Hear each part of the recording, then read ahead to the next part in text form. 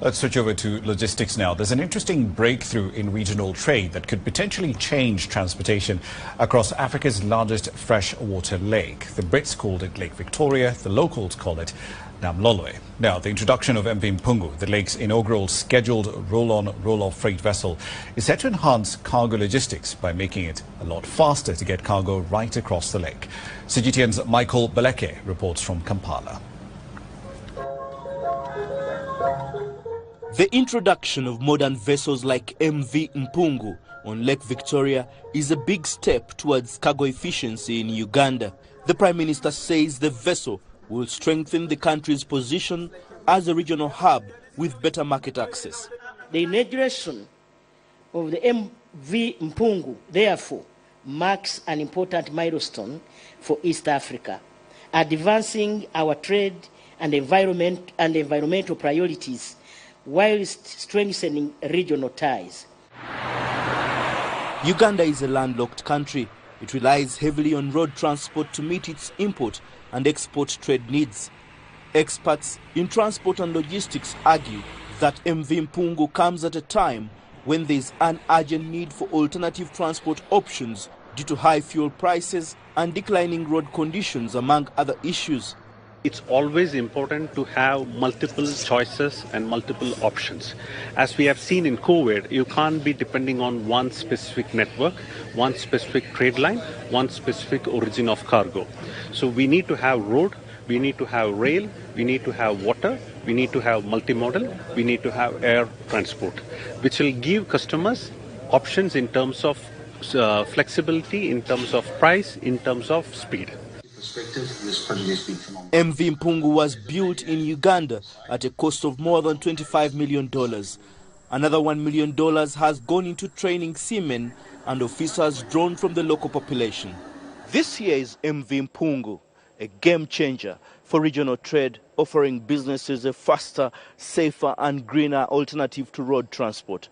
This vessel can carry up to 21 fully loaded trucks, cutting the usual 3 to 4 day road journey down to just 18 hours, reducing costs, congestion and carbon emissions. Green Road Group, which runs the ship, says MV Mpungu will make at least 2 regular trips each week, connecting Port Bell in Uganda with the port of Mwanza in Tanzania, with plans to open up new routes to the Kenyan shores. As the MV Mpungu forms the foundation of an efficient logistics network across Lake Victoria, we are excited to create enduring value for our customers in Uganda and Tanzania, facilitating the seamless movement of cargo from origin to destination. With operations now underway, the MV Mpungu is not just a freight vessel. It's a symbol of progress for regional trade. Michael Baleke, CGTN, Kampala, Uganda. Earlier, I spoke to the Chief Investment and Project Development Officer at Infraco. That's the project development arm of the Private Infrastructure Development Group, which has spent the last 8 years getting this project off the ground and, metaphorically speaking, into the water. We explored how commercial risks in the project have been managed, but I started our conversation by exploring the potential size of the market for maritime freight transport across the lake. Let's say it does 2 to 3 cruises a week. That's, let's say, 3,000 tons a week. 40 or 50 weeks, that's 150, three times, that's 150,000 tons. So, you know, we can pretty quickly capture a relatively significant part of the addressable market, but the market is a lot bigger. Can you walk us through what those risk factors were? Because on paper, like you say, the opportunity is there, and governments clearly would have seen this, right, in the past, but they've not acted on saying, look, let's build out these maritime cargo lines across Lake Victoria. So why was this risky? It's a merchant business. It's not a contracted business where you've got a secure offtake, and you know that when you commission, your revenues are guaranteed. So that's a huge risk. First of all, you have to build the infrastructure and then hope that the clients will come. And not a lot of people invest in infrastructure that's that's merchant. So that's the first one. The second one is actually getting the infrastructure built. There are no shipyards. There are no large shipyards on Lake Victoria. Lake Victoria is landlocked, obviously, and so to get a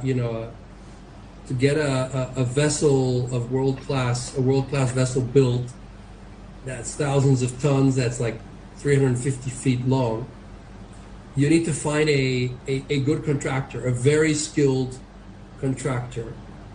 And finding that contractor was just a huge amount of work. And we could have failed, actually. We could have failed. We almost failed because we tried to work with several contractors or people who build ships, as it were. And it's finally the one that we ended up working with that was, Mr. Right. But that could have failed. And if you don't have the right contractor, you're just not going to build the right infrastructure. And it's not going to be safe. It's not going to be efficient. So that was another massive risk. Right. Let's build on that a bit, because I'm trying to understand the business model that's at work here. You've taken on an incredible amount of commercial off-taker risk here. We've built the infrastructure, you've gotten the shipping rights, and the assumption here is that, look, if the product is good, the market will eventually come. But from a legal perspective, are there any guarantees that you asked for from the governments in Tanzania and Uganda with respect to saying, look, we've taken all this risk, we need to have a payback period of, say, 10, 15, 20 years, however long it might be, to be able to essentially recoup our investment? Well, this is a purely private sector driven project. It's not a PPP. It's not a concession. There is no exclusivity. I mean, we are fully licensed and permitted to operate, but we're basically purely merchant, purely private sector. But the reality is, we don't have any guarantees on the any kind of exclusivities, as it were, or any kind of special guarantees. What we have is a supportive government